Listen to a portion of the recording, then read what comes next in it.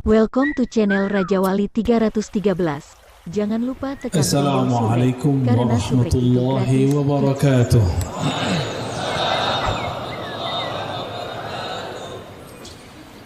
Alhamdulillah bini'matihi tatimmus salihat. Asyhadu an la ilaha illallah wa asyhadu anna Muhammadan abduhu wa rasuluh. Allahumma salli ala sayyidil wujud, sayyidil qawnain, sayyidina Ahmad wa ala alihi wal mahdi khalifatihi wa sallam. Welcome to channel Amma Raja Wali ba'du. 313. Rasulullah berkalam. Apa kata beliau? Sesungguhnya aku melihat kaum jin lebih cepat responnya, jawabannya ketika mendengarkan surat Ar-Rahman daripada kalian. Ra'aitul jinna, ra'aitul jan asra'u jawaban minkum. Lebih cepat menjawab daripada kalian. Kalian ketika Allah bertanya, fabi ayyi ala ya rabbikuma tukadziban, diam-diam aja kan? Diam nih. Nah, malam ini kita turunkan satu riwayat, satu ilmu. Kalau ada imam baca surah Ar-Rahman, setiap ayat itu dibaca, apa jawabannya? Ini diriwayatkan oleh Imamuna Abu Isa At-Tirmidzi, Imam Tirmizi, murid Imam Al-Bukhari, kawan Imam Muslim. Apa kata Nabi? Ketika aku membaca ayat ini, fabi ayyi ala'i rabbikuma tukadziban, maka kaum jin menjawab. Apa jawabannya? Ya Rabb, ma kazzabna bi ni'matika. Kami tidak mendustakan nikmat Engkau. Ya Rabb, kami tidak mendustai nikmat-nikmat Engkau. Kalau tidak bisa bahasa Arabnya, cukup baca di hati. Ya Allah, kami tidak mendustakan nikmat Engkau. Ya, nanti kalau Syekh Ahli datang lagi baca Ar-Rahman, dalam hati baca Ya Allah, dalam hati, bukan dilafazkan. La tatalafaz, kecuali pakai bahasa Arab, ya. Maka zabna ni'amak, ni'matak, boleh ya, jamak, boleh mufrad. Kami tidak akan mendustai, mendustakan nikmat-nikmat Engkau. Ar-Rahman, ini nama Allah yang berarti maha kasih sayang kepada semua makhluk. Apakah itu manusia, apakah dia beriman ataupun kafir, apakah dia hewan ataupun tumbuhan, apakah dia bebintangan ataupun pulau-pulau, gunung-gunung, semuanya dapat rahmannya Allah Subhanahu wa ta'ala. Jadi Rahman, kasih sayang Allah li jami'i khalqih, untuk semua makhluknya. Maka siapa saja yang menyayangi semua makhluk, dialah Abdur Rahman, dialah Abdur. Tapi sayang sekali, banyak orang sekarang beragama baru tahu 1-2 ayat, baru mengerti hadis kullu bid'atin dhalalah, sudah berani membenci guru, sudah berani membenci syekh, sudah berani membid'ahkan tuan-tuan syekh yang mereka sudah bertahun-tahun mengabdikan melayani umat. Sungguh sayang, sangat disayang. Kita pun kasihan dengan orang seperti itu. Kita tidak pernah benci. Jika antum menyaksikan saya mengkritisi satu kelompok, saksikan saya tidak membenci mereka. Saya sayang kepada mereka. Kadang sayang itu bentuknya lembut. Kadang kalau kita melihat anak kita salah, kalau kita sayang, marahi dia. Tidak semua sayang itu dalam bentuk kelembutan. Rahman yang di situ ada kelembutan disebut dengan jamal. Apa arti jamal? Keindahan dalam kelembutan. Kalau Allah Ta'ala Rahman, dengan ketegasannya, kegagahannya disebut Jalal.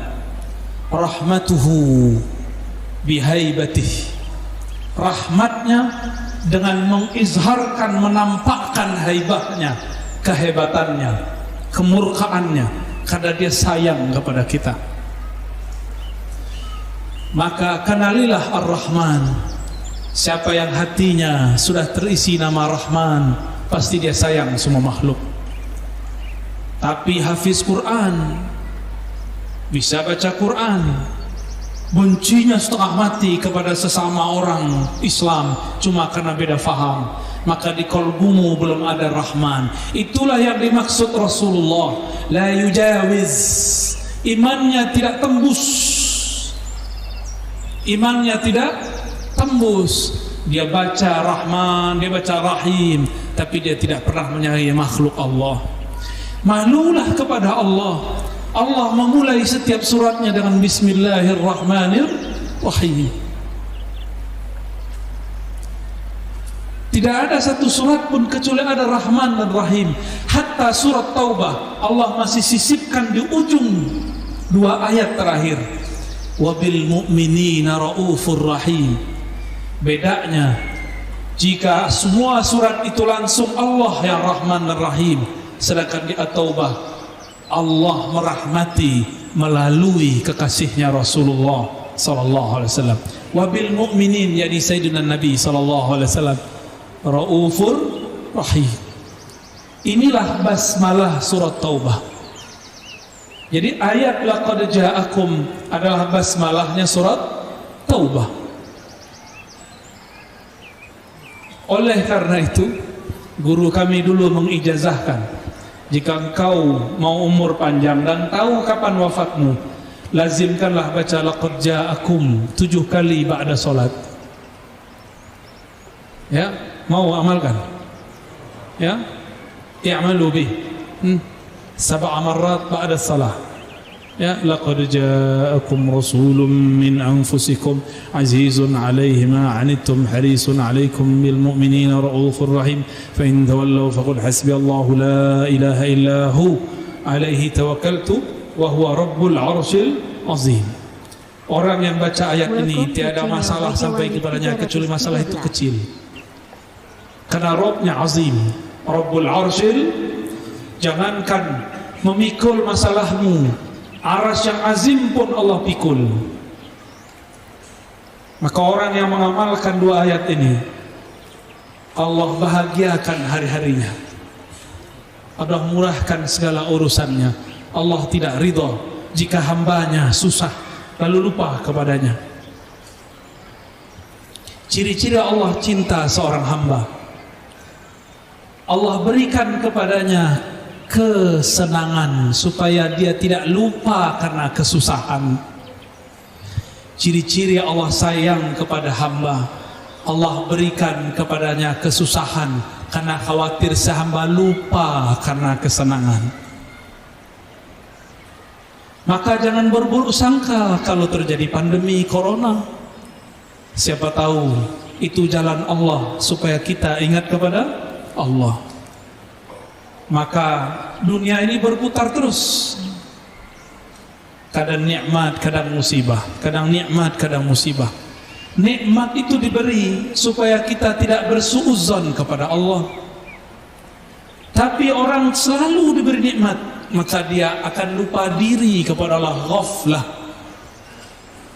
Maka Allah karena sayang kepadanya dipindahkan rodanya ke bawah. Susahlah hidupnya sebentar, dia ingat lagi kepada Allah. Begitulah terus.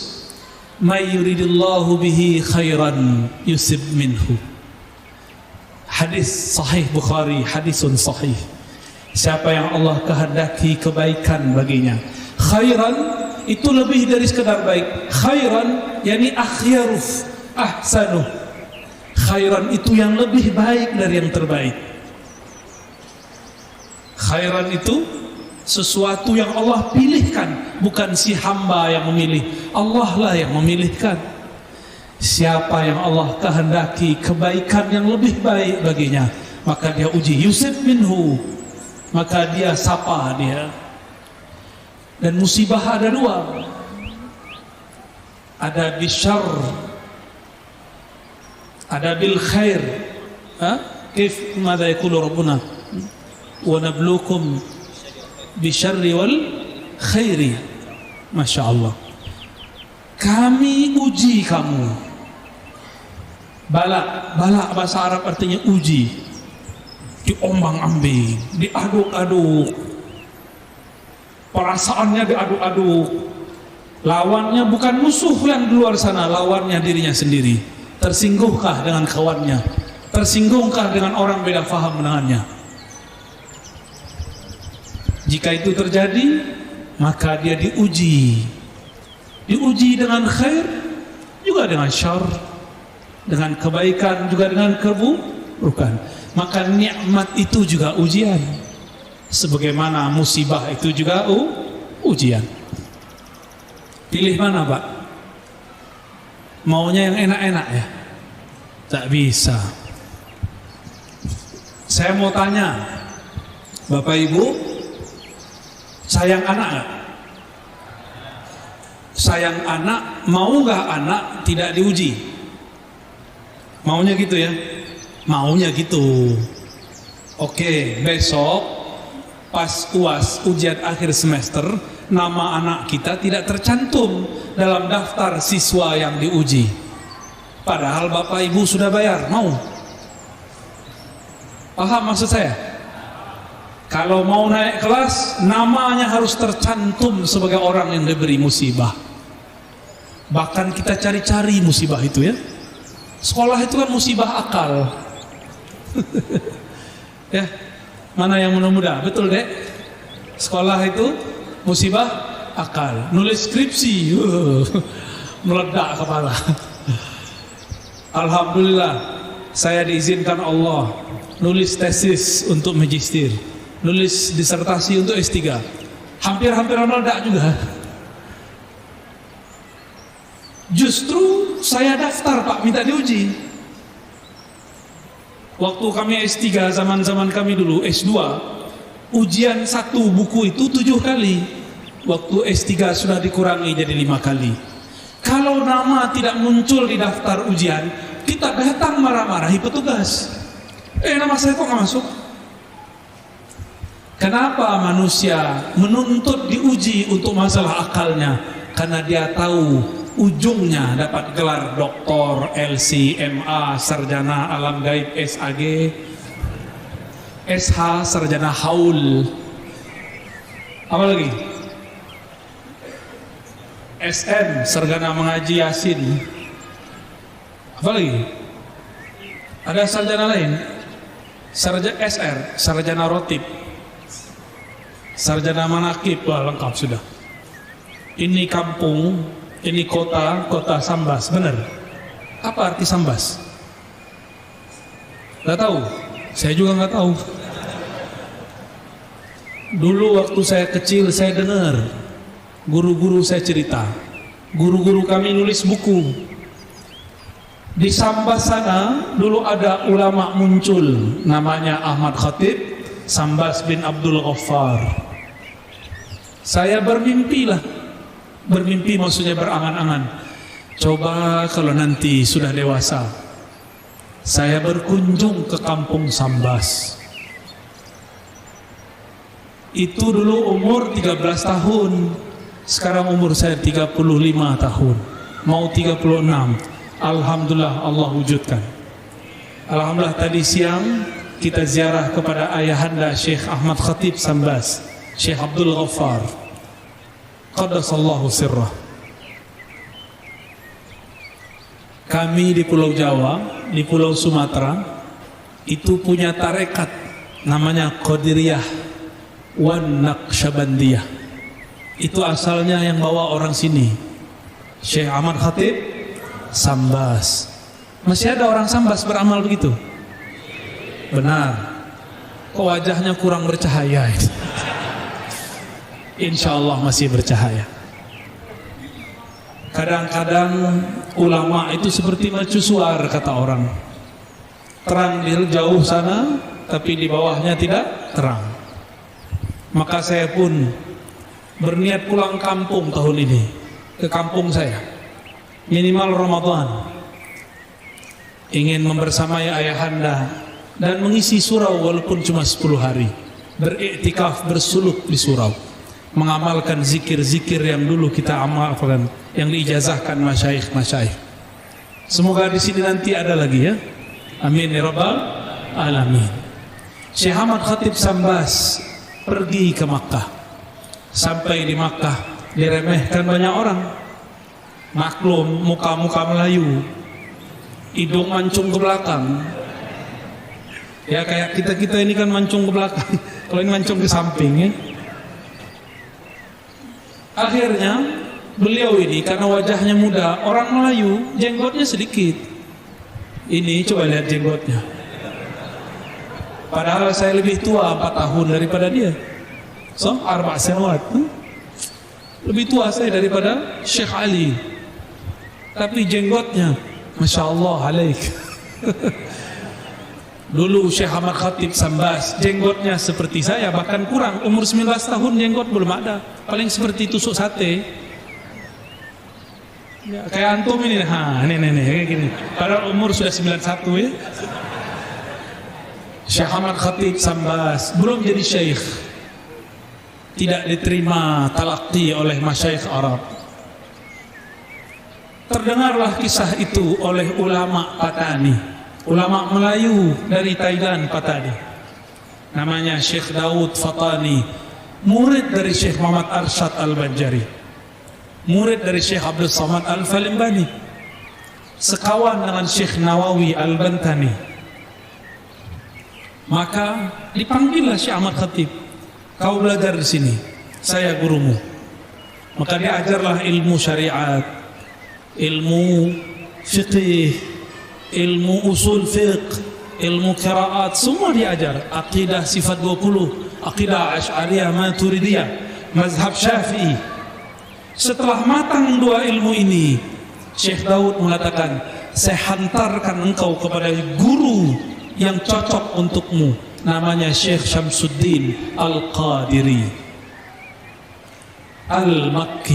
Diantarkan kepada Syekh Syamsuddin, mursyid tariqah Al-Qadiriyah di Makkah. Ditalkinkanlah zikir keras, La ilaha illallah. Dengan itu wusullah, sampailah kesadaran ma'rifat Syekh Ahmad Khatib Sambas kepada Allah. Diijazahkanlah ia, dan kita tidak mendapatkan sanad selain sanad Syekh Ahmad Khatib Sambas yang menyebutkan dari Syekh Syamsuddin. Berarti murid Syekh Syamsuddin yang bertahan ilmunya cuma Syekh Ahmad Khatib Sambas.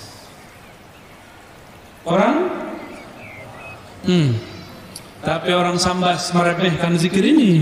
Ya, saya dengar-dengar sudah mulai ada yang membid'ahkan. Dia lupa, kata dia di Mekah tidak ada orang zikir-zikir begitu. La ilaha illallah. Ya salam ya akhi. Dulu ilmu ini diambil dari Mekah. Ente datang ke Mekah zaman now.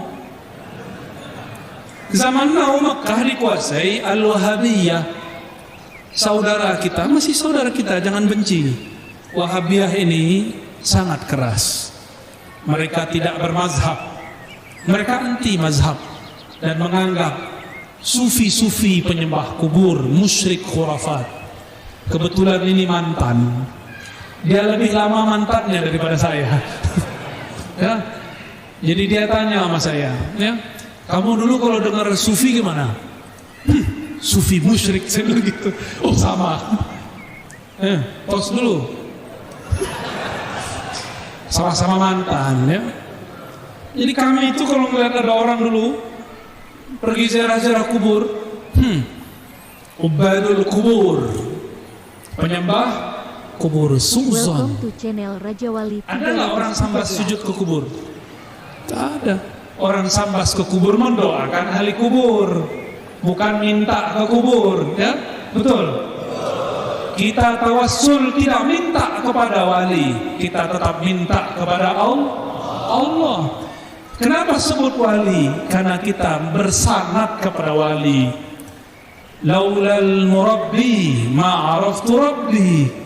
Kalau tidak ada guru, mursyid, murabbi, kita tidak kenal Rabb Allah Subhanahu wa ta'ala. La yashkurullah, la yashkur, tidak bersyukur kepada Allah. Malam yashkurin nas, yang tidak berterima kasih kepada manusia. Dan dua golongan manusia yang paling berhak kita berterima kasih. Satu, walidna, orang tua kita, jisim. Yang kedua, murabbi ruhina, guru kita. Orang tua doa, ya Allah mudahkan rezeki anakku. Orang tua. Tapi kalau guru berdoa, ya Allah mudahkan rezeki muridku, mudahkan urusan dunianya, selamatkan dia sampai akhirat. Lebih sayang guru atau orang tua? Guru. Guru tiap hari doakan murid supaya selamat dunia akhirat. Orang tua paling cuma mendoakan selamat di dunia. Maka beruntunglah orang tua yang mendoakan keselamatan anak dunia akhirat. Maka Bapak Ibu, malam ini mulai kita ganti doa kita sebagai orang tua. Doakan anak, ya Allah selamatkan anak-anakku, saudara-saudaraku, dunia dan akhirat. Mudah kok? Susah nggak?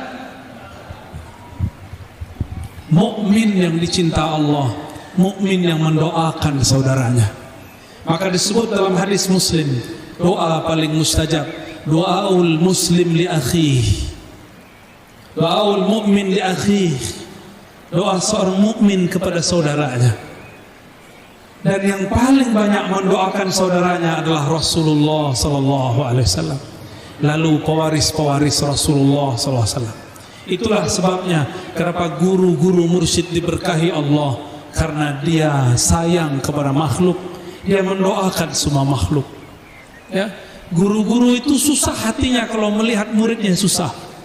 Tapi apalah daya, dia pun hidup tidak begitu enak, tidak juga itu sempurna. Maka Bapak Ibu saudara Allah, mengingat sejarah yang sangat mahal ini, mari bangkitkan kembali semangat rohani yang dulu dihidupkan oleh Syekh Ahmad Khatib Sambas. Dulu beliau pulang, ketemu Belanda balik. Sekarang nggak ketemu Belanda kan? Nggak ada yang melarang zikrullah. Tanya sahabat saya ini, di Indonesia lah tempat paling bebas ngajar agama. Sahih? Indonesia baladna, hada bilad hur, sah? Nah, lidawah wa ta'lim. Di Mesir, dah. Di Mesir buat majelis begini datang askar, mana izin, sijil. Hatta liom sampai sekarang. Apalagi pandemi, dah dapat izin, Pak. Fabi ayyi ala'i rabbikuma, nikmat apa lagi yang kamu tidak syukuri? Mulailah mendoakan ulama dan umara. Maka di khutbah-khutbah saya mengajak semua ulama, kritik silakan, tapi doakan mereka. Sepakat? Sampaikan kritik, tapi jangan lupa mendoakan. Emang enak dikritik doang, kita aja dikritik gak suka, apalagi kita musuhan. Orang kritik kita baik-baik pun susah terima, apalagi antum kritik dengan kata-kata kasar.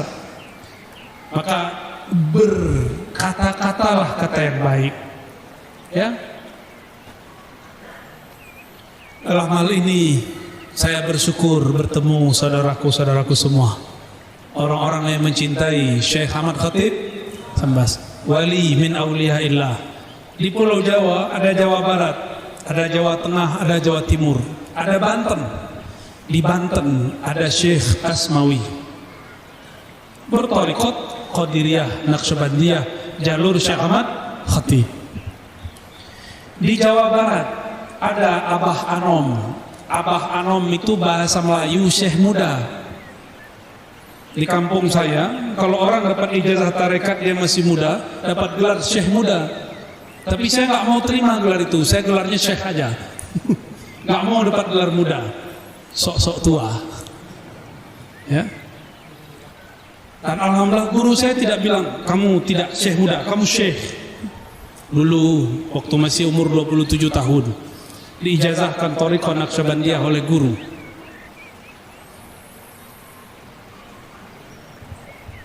Abah Anom mengajar murid-murid dia di kampung kecil namanya Suryalaya. Tapi ilmu orang Suryalaya ini menyebar kemana-mana sampai ke jiran, sampai ke Malaysia, sampai ke Singapura, sampai ke Brunei.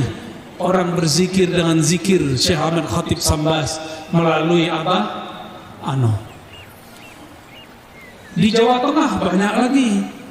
Saya dapat juga ijazah dari Syekh masih hidup ya, Kiai Haji Ahmad Halwani. Beliau dari jalur kakeknya Zarkashi, bersambung nanti kepada Syekh Ahmad Khatib Al-Sambasi. Di daerah Jawa Timur ada namanya Syekh Ishaq, Syekh Utsman Al-Ishaqi Kedinding, dilanjutkan oleh anaknya Syekh Asrari Al-Ishaqi. Semuanya berthariqat Qadiriyah An-Naqsyabandiyah yang dulu diajarkan di Mekah dan di Sambas sementara oleh Syekh Ahmad Khatib As-Sambasi. Kita perlu berbangga, tapi jangan terlena.